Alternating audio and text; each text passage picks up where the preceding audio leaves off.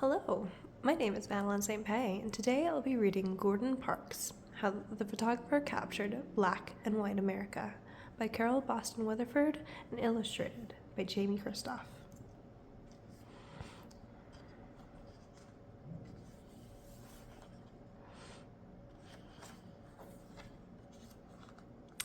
The youngest of 15, Parks arrives stillborn and is nearly left for dead until a dip in ice water shocks his tiny heart to beat. The baby is named for the man who saved his life, Dr. Gordon. When young Gordon crosses the prairie on horseback, nothing seems beyond reach. But his white teacher tells her all-black class, "You'll all wind up porters and waiters." What does she know? After Gordon loses his mother at age 15, he moves in with his sister in Minnesota. Soon on his own, Gordon works odd jobs: busboy, piano player, and finally, porter and waiter. 25 years old and all but broke when a magazine spread about migrant farm workers inspires him to buy a used camera. At $7.50 is the best money he'll ever spend. In 1 month, he teaches himself enough for an exhibit at a camera store. Soon, he's shooting fashion and portraits. One model tells him to take his camera to the big city.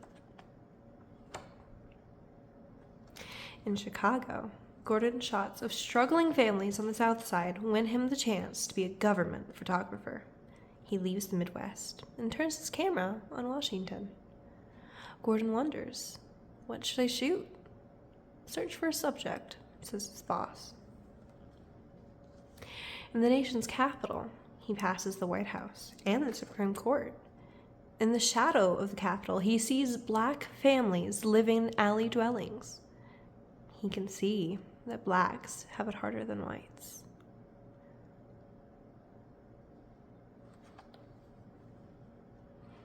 He passes statues, monuments, and memorials to mighty heroes. But there are enough photos of white men carved in marble. He glimpses white-only signs in shop windows and learns firsthand that even if there is no sign, it doesn't mean that a black man will be served.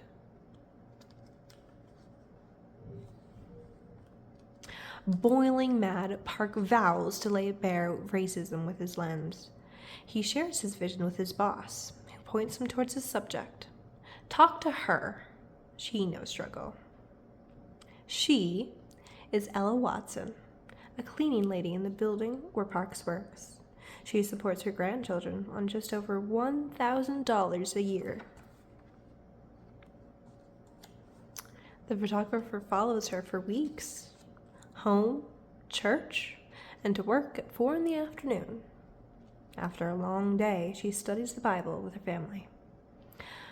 Gordon takes pictures of her grandchildren too, dressing, eating, reading, playing, not yet knowing the racism that they will surely face. Over his long career, Gordon's photos will run in Vogue and Life magazines, their first black photographer. He will write novels, make movies, compose music and poetry, and be hailed a Renaissance man. But Gordon's most famous shot will be American Gothic. In the newspaper, the photo exposed the nation to the unfairness of segregation. Standing before the flag of freedom, cleaning lady Ella Watson holds the tools of her trade and the hopes of her grandchildren. She knows all too well that the opportunities that the flag symbolizes are denied her because of skin color. Yet she dares to dream of and strive for better.